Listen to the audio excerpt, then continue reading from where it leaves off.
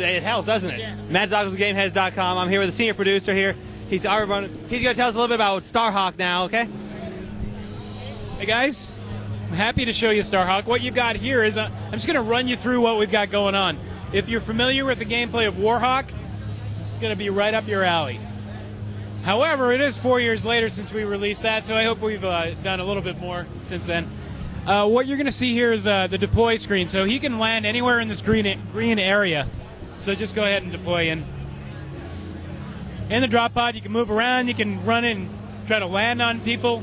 That's an ally. Anybody red is an enemy.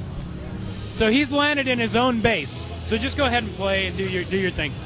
He's landed in his own base. If he's in the vicinity of his own base, he's going to get this rift energy that allows him the resource to make this or whatever else he wants to make. This happens to be a Jeep garage. See it come down immediately from the dropship. High up in the sky, you have a buddy named Cutter that is going around in orbital dropships, and he will drop things based on where you say you want things to be. If you press, by the way, L3, you'll honk your horn. Yeah, okay. All right.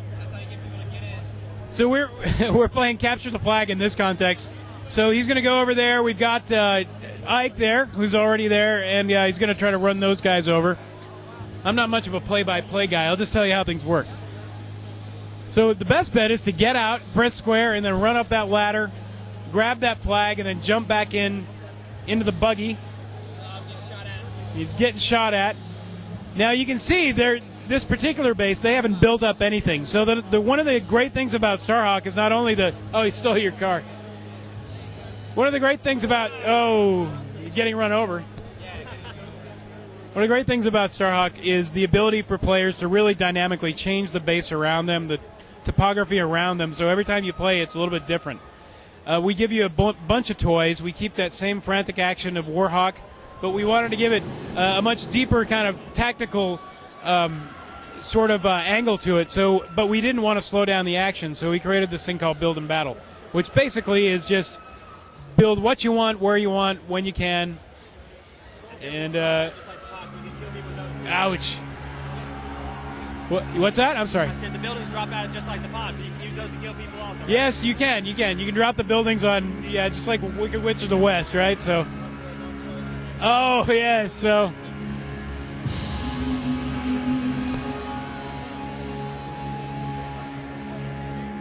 Jane's Addiction is coming on in a second. But at any rate, so you see a little bit of Battle of the Flag. So we have a number of different modes. We also have co-op. We have 4-player co-op that you can play with your buddies. A little bit like Horde mode you see in a number of other games. We have a solo campaign that's also very comparable to any other game or shooter game that you might find out there. So right now we have about 8 other people. The game will support 32 players. Some smaller maps, some larger maps, depends on what you want to play. As I mentioned, other modes, and hopefully some of the ones that people liked in Warhawk will make a comeback. It's good timing to do this.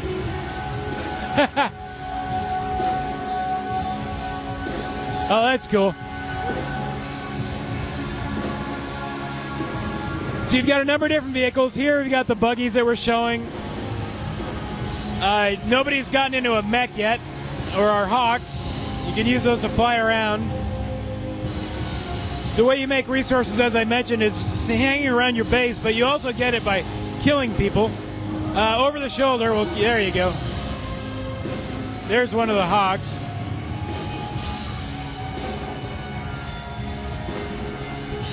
So What's that Walker?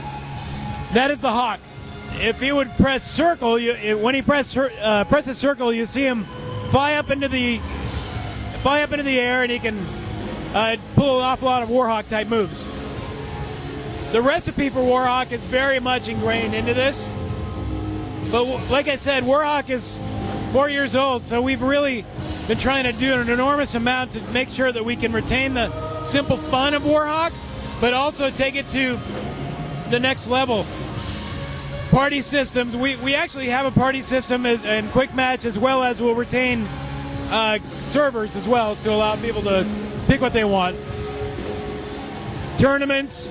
We have a online app, an Android app that people can track their progress all the time. Oh, you don't? Do you have it? There you go.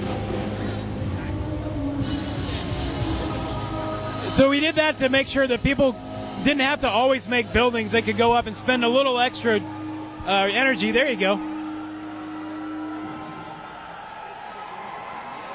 Getting to be a pro. Uh-oh. Ooh, boom.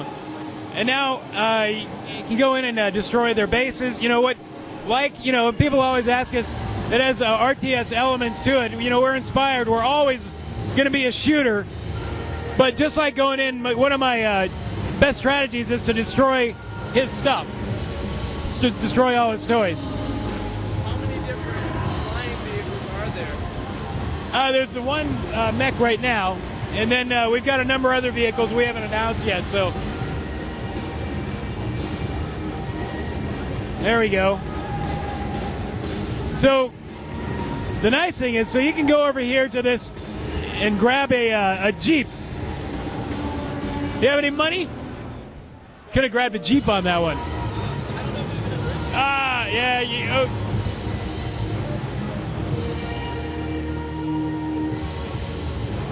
No dice. And now he's... Oh! Oh, you got to get out of there. Square? Press the square? Ouch! Oh, man. Oh! Yeah, it's fun, you know, like running around, you have these big giant vehicles and your little guy. Oh, yeah, get him.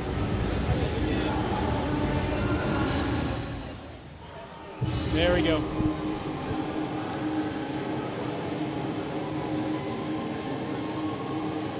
Yeah, so like I said, you know, we're doing a pretty traditional capture the flag here, but just simple things like this whole build and battle thing just changed the dynamic so much of a standard game. One of the biggest challenges for us, you know, in trying to go from Warhawk and StarHawk is to remember and really talk to the user community about what they thought made Warhawk that much more fun. And we've done a lot of things to just, to try to make sure we retain that whole aspect. There you go.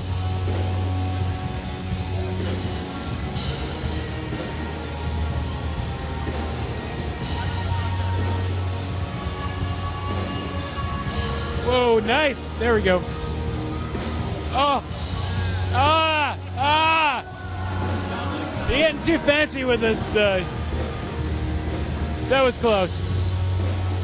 Now, a lot of the other things, like what we don't have here in the solo campaign, we have something called a spawn tower, and that spawn tower gives you AI. In this, in a multiplayer game, it will allow you to spawn closer to... So if I build it in your base, you can just spawn in. One thing that nobody seems to be making all night is a shield bubble, which is really one of the most valuable. You did? It protects your whole base. It's a big giant bubble. And the sniper tower that we have in this is actually pretty valuable for just guarding the base. Nobody's making walls yet. So the nice thing is, it really depends on what kind of players you have in the game, or what kind of game do you want to play. Do you want to hang back and guard your base? Do you want to go out and get the flag? And now we give you a whole bunch of new tools to do that. Oh, that was close. You better get that guy, though. Ah, good.